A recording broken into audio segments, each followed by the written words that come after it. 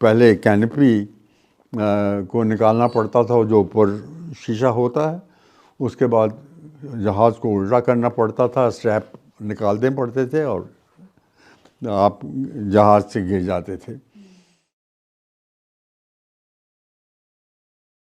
वीरगाथा में आज हमारे साथ हैं वाइस एडमिरल हीथवुड जॉनसन, जिन्होंने 4 दशक तक भारत की सेवा की, इंडियन नेवी में रहकर कई फाइटर प्लेन्स उड़ाए, 4 शिप्स को कमांड भी किया और बाद में वो वाइस चीफ ऑफ नेवी भी रहे। आइए उनसे बात करते हैं और जानते हैं, जो कि आज 92 वर्ष के होने वाले हैं। सर, सबसे पहले आपका स्वागत है TV9 पे। मेहरबानी आपकी, थैंक यू। सर, कैसा रहा जीवन का सफ़र आपका? 92 वर्ष के होने वाले हैं आप। हाँ, बहुत अच्छा रहा सफ़र। मैंने 16 साल की उम्र में ज्वाइन किया था। उस ज़माने में जॉइंट सर्विसेज विंग कहते थे, जहाँ के तीनों फौजों के जवान, फौज, एयरफोर्स और नेवी के लड़के तैयार किए जाते थे। हम लोग 16 साल उम्र जो ज्वाइन करने की थी, वो 15 से 16 साल की थी, 15 से 17 साल की थी। तो मैं 16 साल का था उस ज़माने में। तो मैंने 16 साल के उसमें ज्वाइन किया था और फिर 58 साल की उम्र में रिटायर हो गया। तो ये 42 साल बड़े अच्छे रहे। पहले 5 साल तो हम लोगों की ट्रेनिंग हुई, उसके बाद हमको कमीशन मिल गया और ऑफिसर बन गए। और उसके बाद तो हवाई पानी के जहाज़ों में मैंने सर्व किया और हवाई जहाज़ भी उड़ाए। कैसे दिमाग में आया सर कि मुझे इंडियन नेवी ही ज्वाइन करना है? ये कैसे आया आपके जहन में? हाँ, मेरे जो सबसे बड़े भाई थे, वो जो दूसरी लड़ाई थी वर्ल्ड वॉर 2, उसमें उन्होंने हिस्सा लिया था और उनकी यूनिफॉर्म मुझे बड़ी पसंद आती थी और वो आके हमें अपनी लड़ाई के किस्से बताते थे। तो उससे मैं उस ज़माने में छोटा सा था लड़का, तो उस ज़माने में बड़ा अच्छा लगता था मुझे और मुझे ये ख्वाहिश हुई कि मैं भी ये ज्वाइन करूँगा। और मेरे सबसे बड़े भाई जो थे वो नेवी में थे और वो सबसे ज़्यादा स्मार्ट थे, सबसे ज़्यादा चुस्त थे और सबसे ज़्यादा खूबसूरत भी थे। तो इसलिए मैंने उनकी सोचा कि मैं भी नेवी ज्वाइन करूँगा। सर, उस समय तो देश गुलाम था, मतलब इंडिपेंडेंस हमको नहीं मिली थी, तो कहीं ना कहीं दिमाग में ये भी आता होगा कि मैं बनूंगा तो शायद कुछ कर पाऊंगा देश के लिए। मेरा ख्याल, अगर आप मुझसे सच पूछें तो उस उम्र में ये चीज़ें दिमाग में नहीं आती कि देशभक्ति करनी है या देश को सर्व करना है। उस वक्त तो अपना ख्याल रहता है कि मैं कैसा लगूंगा, मैं क्या बनूंगा। जो देश का सवाल नहीं उसमें उसका। तो आपने 16 साल की उम्र थी जब आपने ज्वाइन किया? जी हाँ। जब ज्वाइन कर लिया सर, उसके बाद क्या, जब यूनिफॉर्म पहनी तब क्या लगा? तो बड़ा अच्छा लगा, बहुत अच्छा लगा। पहले पहले तो ऐसा होता है कि पहले 6 महीने आप एक नंबर लगाते हैं अपनी यूनिफॉर्म पे और आपका नाम कोई नहीं लेता, सिर्फ आप नंबर से आपको बुलाते हैं। तो उस वक्त आपकी वो उसका मकसद ये है कि जो बच्चे आते हैं वो कई फ़र्क बैकग्राउंड से आते हैं। कोई बड़े स्कूलों से आता है, कोई छोटे स्कूलों से आता है, कोई बड़े फैमिलीज से आता है, कोई छोटे फैमिली से आता है। और हमारे ज़माने में फ़ौजें जो थीं वो ये जो राजा महाराजाओं के लड़के थे ये बहुत आते थे और जो टॉप स्कूल से सबसे बड़े बड़े स्कूल थे, डून स्कूल हुआ, सेंट पॉल्स हुआ, ये सब बड़े स्कूल थे, उनसे आया करते थे। और हम लोगों में से सब ऑर्डिनरी छोटे स्कूलों में से थे। तो सबको एक लेवल पे लाने के लिए वो नंबर लगा देते हैं। तो आपका नंबर है, आपका नाम कुछ नहीं है। तो पहले 6 महीने वो नंबर रहता है। तो जब वो नंबर उतारा जाता है तब बड़ी खुशी होती है कि तब आप बने थे सेकंड लेफ्टिनेंट और लेफ्टिनेंट सर? नेवी में सब लेफ्टिनेंट होता सब है। लेफ्टिनेंट। सब लेफ्टिनेंट। ओके। तो नेवी में पहले मिडशिपमैन होता है, पहले कैडेट होता है, उसके बाद मिडशिपमैन होता है। मिडशिपमैन अफसर नहीं होता। वो काम अफसर का करता है, लेकिन वो अफसर नहीं कहलाता, उसको कमीशन नहीं मिलता। और 1 साल मिडशिप में रहने के बाद इम्तिहान होता है, और उसमें इम्तिहान में अगर पास हो जाएं तो फिर आपको कमीशन मिलता है। सर, आपने मुझे बताया कि आप की जो फैमिली थी वो पार्टीशन से पहले, जो अब पाकिस्तान है, वहाँ पे पहले सेटल्ड थी। जी हाँ। तो कब वहाँ से इधर हिंदुस्तान में आए, और पार्टीशन का पेन भी ज़रूर देखा होगा? नहीं, मैंने पार्टीशन का पेन तो इस तरह देखा, हम लोग 1946 में लखनऊ आ गए थे। मेरी वालिदा जो मदर थी वो तो पहले एक्सपायर हो गई थी जब मैं 7 साल का था। तो मैं जब हम लोग 1946 में लखनऊ आ गए थे। मेरे फादर को लखनऊ में नौकरी मिल गई थी। तो मैंने पार्टीशन दूर से देखा, और जो बहुत से लोग पार्टीशन में अपने घरों से निकाले गए पाकिस्तान से, उनको मिले। कोई हमारे दोस्त उनमें से हलाक भी हो गए, मर भी गए बेचारे, उनको कत्ल कर दिया गया। कई लोग ऐसे थे, कई फैमिलीज ऐसे थी जिनके लोगों को कत्ल कर दिया गया। आपको एक बच्ची का एक किस्सा याद है, वो मुझे बता सकते हैं सर? एक छोटी बच्ची का आपने बताया था मुझे कि सिर्फ वही बच गई थी और आपने देखा हाँ, था। एक फैमिली, हमारा जो फैमिली हमारे बहुत ही क्लोज दोस्त थे। तो उनके 2 लड़के थे और एक छोटी लड़की थी। तो 2 लड़के, वो लोग एक रेलवे स्टेशन पे रुके हुए थे ट्रेन के लिए, क्योंकि ट्रेन भी उस ज़माने में बहुत भरी हुई जा रही थी, लोग छतों पे बैठ रहे थे। और बहुत काफ़ी बुरी हालत थी, वो ट्रेन के लिए रुके हुए थे। तो ये लोग आए, और उस वक्त एक वो छोटी बच्ची जो थी, वो कोई 2-2.5 साल की होगी, वो कहीं घूमते घूमते चली गई। उसने कोई फल वाला या कोई मिठाई वाला देखा होगा, उसकी तरफ चली गई। और वो लोग आए जो कत्ल करने वाले, उन्होंने उसके माँ बाप और दोनों भाइयों को मार दिया, और ये छोटी बच्ची रह गई। इन सब चीज़ों का कहीं ना कहीं दिल पे, दिमाग पे गहरा असर तो हुआ होगा उस वक्त सर? उस वक्त, हाँ, उस वक्त तो बड़ा अफसोस होता है, अब ये छोटी बच्ची कहाँ जाएगी। लेकिन लोगों ने देख लिया होगा उस ज़माने में। मैं तो बहुत छोटा था, मुझे भी खुद ज़्यादा समझ नहीं थी। कब ज्वाइन किया सर आपने इंडियन नेवी? मैंने 1900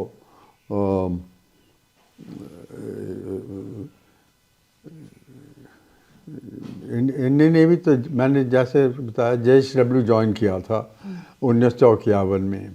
जी। जनवरी में हमारा कोर्स शुरू हुआ था, और जो इम्तिहान वगैरह हुए थे वो 1950 में हुए थे। वो जुलाई जून से शुरू हो जाते हैं। पहले एक रिटन एग्ज़ाम होता है, उसमें उसके बाद फिर इंटरव्यू होता है। वो इंटरव्यू 4 दिन का होता है। तो उस ज़माने में 16 साल का लड़का 15 साल का लड़का 4 दिन के इंटरव्यू में काफ़ी लचक जाता है। और उसमें काफ़ी, अब मैं जो सोचता हूँ, मुझे समझ नहीं आती कि मैं कैसे पास हो गया, क्योंकि आसान नहीं होता। जैसे आपको वो एक पर्चियाँ की टोकरी में होती हैं, वो लिख के दे देते हैं, वो पर्चियाँ होती हैं। तो उसमें से आप पर्ची उठा लो, और जो कुछ टॉपिक होगा उस पर आप 2 मिनट का स्पीच दो। तो अब 16 साल का लड़का कोई पर्ची जो किसी ने उठा ली, तो वो क्या स्पीच देगा। तो ऐसी चीज़ें वो पूछा करते थे। दोस्तों के साथ के कुछ किस्से याद हैं सर आपको? और दोस्तों के साथ तो बहुत किस्से होते हैं। कोई ख़ास किस्सा तो ऐसा है नहीं जो कि मैं याद कर सकूं इस वक्त। लेकिन बड़ा अच्छा रहा, बड़े अच्छे दोस्त बने नेवी में, और अभी भी हैं, और कुछ तो गुज़र गए, बहुत से तो गुज़र गए। हम नेवी में 15 नेवी के लड़के थे, तो उनमें से मेरा ख्याल हम 6-7 बचे हैं। कभी किसी ने आपको आपकी गर्लफ्रेंड को लेकर चिढ़ाया? नहीं नहीं, नहीं चिढ़ाया सर, गर्लफ्रेंड थी आपकी? गर्लफ्रेंड तो हमारी थी नहीं कोई ज़्यादा। तो मैं अपनी वाइफ से ही मिला। जैसे मैंने पहले आपको कहा था, वो भी अचानक से मिल गए। वो हमारा दोस्त जा रहा था रेल में, तो उसके साथ मैं गया। उसकी बीवी ने कहा कि तुम्हारी शादी क्यों नहीं हुई? तो मैंने कहा कि भाई मुझे लड़की नहीं मिली। तो उसने कहा मैं ढूंढ दूँगी। तो मजाक में उसने कहा, लेकिन फिर उसने अपने फादर से कहा, उनके फादर ने इनके फादर से कहा, और इस तरह वो हो मिले गया। मिले आप लोग। हाँ, मैम के साथ कैसा सफर रहा अब तक का सर? बहुत अच्छा रहा, बहुत अच्छा रहा। हम लोगों की अब 62 साल सारी हो रही है। तो बड़ा अच्छा रहा। हमारा बड़ा लड़का 63 साल हो जाएगी, बड़ा लड़का 62 साल का है। काफी समय साथ में गुजारा सर, बहुत अरसा है 60 साल। 60 साल एक बड़ा अरसा है। कभी कभी छोटे छोटे से झगड़े तो हुए ही होंगे, जैसा कि होते हैं। नहीं, ऐसा है कि हमारे में झगड़ा कभी के नहीं हुआ। ऐसा कोई झगड़ा नहीं हुआ कि हम एक दूसरे से बात ना करें या नाराज़ हो जाएं। जी। मुझे कोई याद नहीं है ऐसा। कभी इस बात को लेकर कि आपने कहा कि नहीं मुझे मेरे बेटे को ये बनाना है, मैम ने कहा नहीं मुझे वो बनाना है? नहीं, मैं तो जैसा नेवी में ज़्यादातर हम यहाँ पानी के जहाज़ में थे या अपने काम में लगे रहते थे। तो जो बच्चों की तब परवरिश हुई, उनका पढ़ाना लिखाना, स्कूल में दाखिल करना, ये करना, सब बीवी ने किया है। और वो भी टीचर हैं, तो वो समझती हैं इन चीज़ों को। जी। सर आप जब नेवी में रहे तो आप 4 शिप्स के कमांडर रहे और आपने फाइटर प्लेन्स भी उड़ाए। तो सबसे पहले जिन शिप्स के आप कमांडर रहे, मुझे उनके बारे में थोड़ा थोड़ा बताइए सर। जो पहला शिप था वो मेरा पहली कमांड थी। और जब कमांड आपको शिप का मिलता है तो आपकी पूरी जिम्मेदारी उस शिप की होती है, चाहे वो बंदरगाह में हो, हार्बर में हो या समुंदर पे हो। आपकी पूरी जिम्मेदारी बच्चों और लड़कों की और शिप की आपकी है। अगर आपका कोई सेलर जो है, कोई आदमी है, वो जाके कोई लड़ाई झगड़ा करे बाहर, तो आपकी जिम्मेदारी है, आपसे सवाल करेंगे कि आपका सेलर क्यों लड़ा। तो ये जिम्मेदारी बड़ी भारी होती है। तो इसका एहसास शुरू से ही करते हैं, तो सब लड़कों को साथ रखना चाहिए, साथ रखते हैं। और कौन कौन से शिप्स कमांड किए सर आपने? एक तो गोमती था, वो हंट क्लास डिस्ट्रॉयर था। उसके बाद ट्रेनिंग शिप था तीर। उसके बाद एक अम्बा था, उसका वो सबमरीन डेपो शिप था, जिसमें कि सबमरीन जो होती हैं वो समुद्र में जाने के बाद कुछ देर के बाद आके अपना राशन वगैरह लेती हैं और उनका क्रू आराम कर लेता है, क्योंकि सबमरीन में लाइफ जो ज़िंदगी है आसान नहीं होती। तो वो आके उस शिप में रहती हैं, उनके क्रू रहते हैं। और चौथा शिप था तारागिरी, जो कि हिंदुस्तान में पहला शिप था जो कि हिंदुस्तान ने डिज़ाइन किया और बनाया। तो वो शिप जैसे जिस पे नेवी को बहुत गुरूर था, और वो सबसे नया शिप था। जब मैंने उसने कमांड किया तो उसको सबसे ज़्यादा सेल किया, क्योंकि उसमें सब जो भी कोई बाहर का आदमी आता था, बड़ा अफसर, उसको उस शिप पे भेजा करते थे। आपके पहले भी लोगों ने कमांड किया था उसको? एक आदमी था, एक ऑफिसर था, वो गुजर गए, एडमिरल गैडी होक, वो उन्होंने कमीशन किया था और वो ज़्यादा देर नहीं रहे। उनके बाद आप? उनके बाद मैं दूसरा आप कमांडिंग second ऑफिसर। commander। जी हाँ, जो सेलिंग वगैरह की वो ज़्यादातर मैंने की। सबसे ज़्यादा यादगार जो समय गुजरा वो कौन से शिप में आपका गुजरा था? मेरा ख्याल तारागिरी में। ऐसा क्यों कह रहे हैं आप? हाँ, क्योंकि तारागिरी ऐसा रहा कि मुझे जो क्रू था शिप का, जो लोग थे, वो बड़े बहुत ही अच्छे थे। वो मुझे अभी तक याद हैं और अभी तक वो मुझसे उनका ताल्लुक़ है। वो मुझे सवाल करते हैं, फ़ोन करते रहते हैं और मिलते रहते हैं। तो सबसे ज़्यादा अच्छा रहा, और उनसे सेलिंग भी मैंने सबसे ज़्यादा तारागिरी में की। जैसा कि मैंने आपको कहा है कि जो भी कोई बड़ा आदमी आता था हिंदुस्तान में, नेवी का अफसर, तो उसको तारागिरी पे भेजते थे और मुझे कहते थे कि उनको आप शिप पे ले जाओ, अपने शिप में ले जाओ और सेल करो। तो उसमें सब एक्सरसाइजेज भी उनको दिखानी पड़ती थी, तो उसमें भी लोग काफ़ी होशियार हो गए थे, क्योंकि वो काफ़ी दफ़ा करते थे, तकरीबन हर महीने 2-3 दफ़ा हो जाता था। जी, तो आपको सर कोई ऐसा वक्त याद है आपके सेलिंग के दौरान जब समुंदर रफ हो गया हो और बहुत मुश्किल का सामना करना पड़ा हो, आपके लोगों ने बहुत ज़्यादा मुश्किल से शिप को बचाया हो या काम किया हो उस दौरान? नहीं, एक दफ़ा मुझे जो सबसे ज़्यादा याद है एक चीज़, एक याद वो था कि मैं गोवा की बंदरगाह हार्बर में गया था, और वहाँ पे नेवी की कोई जगह नहीं थी। तो मर्चेंट शिप जो थे, जो उनके साथ टाई करना पड़ता था। तो जब नेवी कोई शिप आता था, तो वो जो उनकी मर्चेंट शिप्स की रस्सियाँ थी, उनको खोलना पड़ता था। तो इन मर्चेंट शिप्स ने नहीं खोली थी। तो जो मेरी बर्थ थी वो 2 मर्चेंट शिप्स के बीच में थी, जहाँ पे मुझे करना था। तो वहाँ पे जाने की कोई जगह नहीं थी। तो अब मैं जब अंदर चला गया बंदरगाह के, तो मुड़ने की भी जगह नहीं थी, चारों तरफ शिप थे। तो उस वक्त मैं सोच रहा था कि क्या करना चाहिए।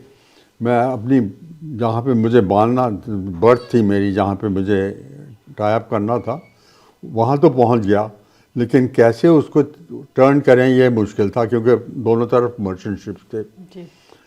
तो इस वक्त मैं सोच रहा था कि क्या करना चाहिए, और मेरे अफसर जो थे और सब जवान थे, वो मेरी तरफ देख रहे थे। जैसा कि मैंने आपको पहले बताया कि जहाज़ में एक आदमी होता है जी। जिसको कोई दूसरा आदमी नहीं है जिससे कि वो मशवरा ले सके। तो मैं भी सोच रहा था कि क्या करना चाहिए। उस वक्त एक हवा का झोंका आया और बड़े आराम से मेरा जहाज़ अपनी बर्थ पे चला गया। वापस आ गया। तो मैंने फिर खुदा का शुक्र किया, मैंने कहा खुदा ये तेरी मर्जी थी। तो मेरे जवान जो थे और अफसर जो थे, वो बहुत खुश हुए। उन्होंने सोचा कि मैंने कुछ किया है, तो उन्होंने नारे लगाने शुरू किए, कैप्टन जॉनसन जिंदाबाद। मैंने कहा जिंदाबाद कुछ नहीं, मैंने सबको बुलाया और मैंने कहा भाई ये मैंने कुछ नहीं किया, ये भगवान की मर्जी थी कि हम लोग सेफ हैं। मैंने कुछ नहीं किया, भगवान का शुक्र करो, मेरा जाए मत लगाओ। मुश्किल है सर जिंदगी समंदर में? मुश्किल भी है और सेटिस्फाइंग भी है, तसल्ली बख्श भी है। मुश्किल इसलिए है कि आपकी ज़िम्मेदारी बहुत ज़्यादा है। जैसे कि मैंने कहा कि कुछ भी अगर एक लड़का को जाके बदतमीजी कर दे, वो जहाज़ पे भी नहीं है, तब भी आपकी ज़िम्मेदारी है कि आपने इसको ट्रेनिंग ठीक से नहीं दी, क्यों इसने किया ऐसा। तो वो जिम्मेदारी बड़ी भारी होती है कि हर किसी का ख्याल थोड़ा रख सकते हैं।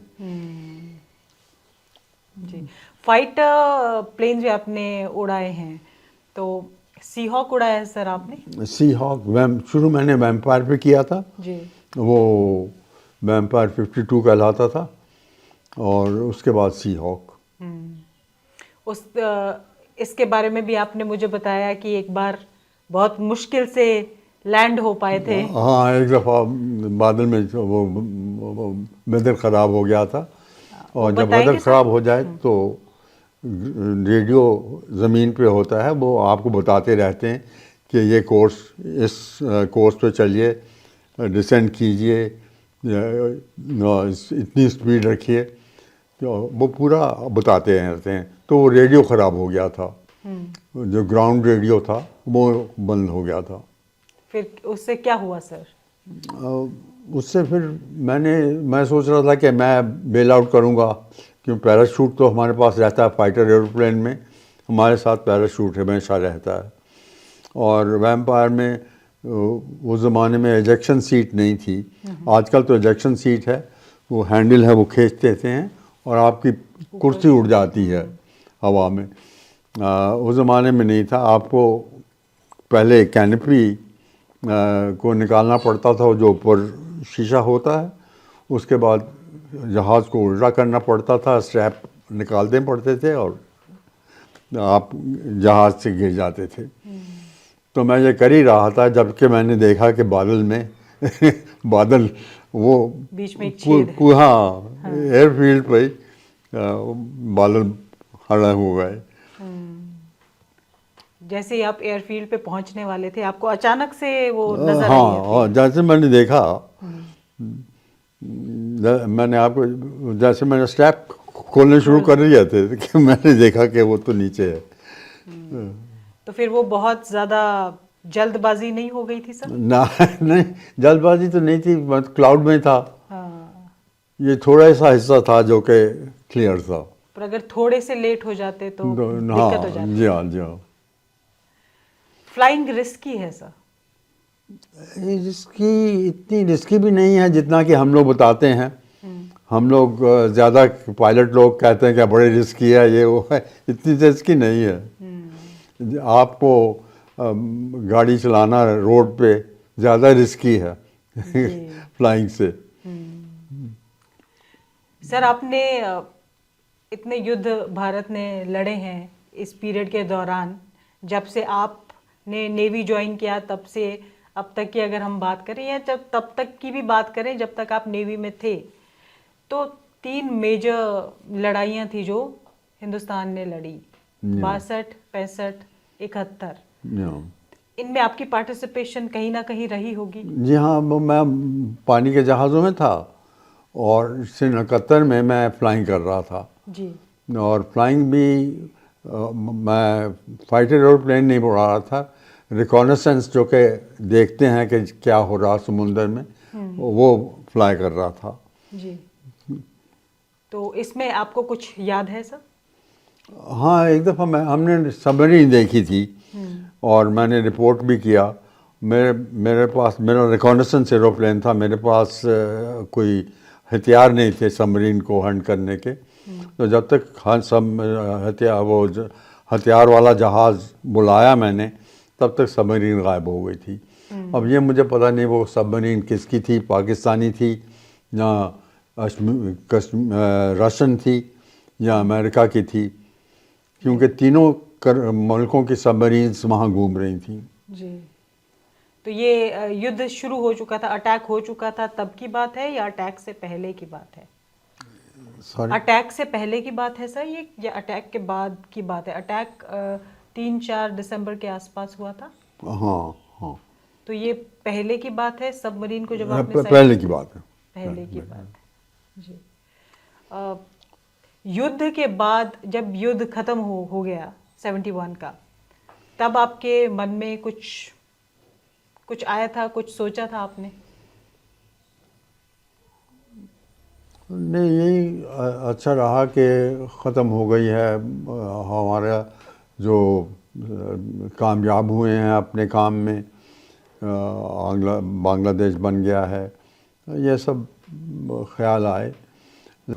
जैसा कि आपको याद हुआ था कि शिमला में मीटिंग हुई थी, भुट्टो आए थे, जी जुल्फ़िकार अली भुट्टो, उनकी इंदिरा गांधी से मुलाकात हुई।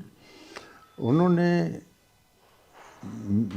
इंदिरा गांधी ने जुल्फ़िकार अली भुट्टो का एतबार कर लिया, और जो 93,000 कैदी थे उनको छोड़ दिया। लेकिन हम सब ने सोचा उस ज़माने में और कि इसका सौदा करना चाहिए था कश्मीर के लिए, कि आप कश्मीर से निकल जाओ, हम तो इनको छोड़ देंगे। तो यही मेरे दिमाग में आता है, लेकिन छोटे आदमी का कौन सुनता है। लेकिन हम सबों के ख्याल में यही आया, जो मेरे दोस्त थे, साथ वाले थे, कि आप हम लोगों ने ये 93,000 कैदी क्यों छोड़ दिए ऐसे। क्योंकि जाते ही भुट्टो ने, आपको याद होगा, आप तो खैर थी नहीं उस ज़माने में, जाते ही उसने कहा कि देखो मैंने इन लोगों को बेवकूफ़ बना दिया है, हमारे 93,000 लोग वापस आ रहे हैं। उतरते ही जहाज़ से उसने ये कहा। तो ये हम लोगों को ख्याल आया था उस ज़माने में कि हमने बड़ी भारी गलती की है कि उनको छोड़ दिया। ऑपरेशन ट्राइडेंट के बारे में थोड़ा सा बता सकते हैं सर, शॉर्ट में? आप कहाँ थे, ईस्ट में थे या वेस्ट में थे सर उस समय? मैं वेस्ट में था। आप वेस्ट में थे? मैं राधा 71 में जी मैं साउथ में था। कोचिन में हमारी बेस थी, वहाँ मैं कमांडर एयर था। जैसा कि मैंने बताया, कमांडर एयर का काम होता है एक एयर स्टेशन पे कि हवाई जहाज़ों की मेंटेनेंस और पायलट्स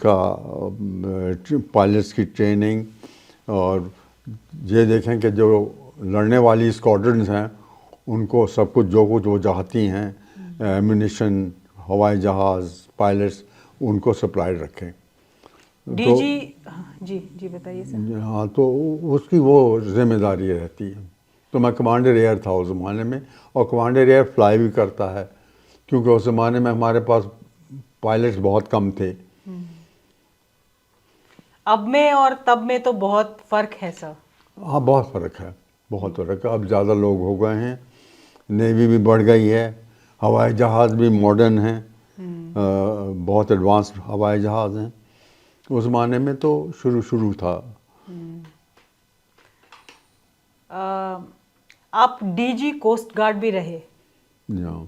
उस समय कोई सीज किए हो आपने, कोई बड़ा कंसाइनमेंट ऐसे कुछ याद है आपको सर? हाँ, हमारा एक जहाज़ था, तो उसने बहुत से स्मगलर्स को पकड़ा, इतनी स्मगलर्स को पकड़ा कि जो उन्होंने सामान ज़ब्त किया उसकी कीमत उस जहाज़ से ज़्यादा हो गई थी। तो उस ज़माने से हमारे डिफेंस मिनिस्टर थे, उनका नाम मैं भूल गया, वो डिफेंस मिनिस्टर, तो उन्होंने कहा कि हमें ऐसे कोस्ट गार्ड जहाज़ और लेने चाहिए और कोस्ट गार्ड के शेयर बेचने चाहिए हमको, क्योंकि उनको पता नहीं था, वो सिविलियन थे, कि फौज कैसे चलती है। तो उन्होंने कहा ये तो बड़ी अच्छी चीज़ है, ये तो बड़ा आमदनी है इसमें, कि जहाज़ से ज़्यादा जो पानी के जहाज़ की कीमत थी उससे ज़्यादा उन्होंने सामान पकड़ लिया है। जी। लेकिन वो अचानक था, वो हमेशा नहीं होता। बट बहुत बड़ा था, अगर जहाज से भी ज़्यादा कीमत। जी हाँ, जी हाँ। क्या था सर उसमें? उसमें मेरा ख्याल जहाज़ की कीमत उस ज़माने में 129 लाख थी या कुछ ऐसे जहाज़ की कीमत थी, और जो सामान पकड़ा वो कोई 150 लाख का हो गया था। ठीक। सर, वाइस चीफ भी रहे आप नेवी के? जी हाँ। उस टेन्योर में का कुछ याद है आपको खास? उस ज़माने में ख़ास तौर से मेरी कोई ज़्यादा बात नहीं हो, ज़्यादा काम नहीं था, लेकिन जो हमारे चीफ थे, रिटायर होने वाले थे, तो वो सब जगह काफ़ी उनको, जब चीफ होने रिटायर होने वाले होते हैं तो बहुत सी जो नेवल बेसिस हैं उनको जाके वो गुड बाय करने जाते हैं, फेयरवेल करने जाते हैं, उनकी पार्टी वगैरह होती हैं, सब होता है, तो उसमें लगे रहते थे वो ज़्यादातर। तो चीफ का काम ज़्यादातर मेरे पास ही था। सर आखिरी में आप जो हमारे यंगस्टर्स हैं उनको क्या कहना चाहते हैं, क्या संदेश देना चाहते हैं, और कुछ हेल्थ टिप्स भी उनको दीजिए आप। मैं यही कहना चाहता हूँ कि जो आपको पसंद हो काम करना उसको चूज़ कीजिए आप।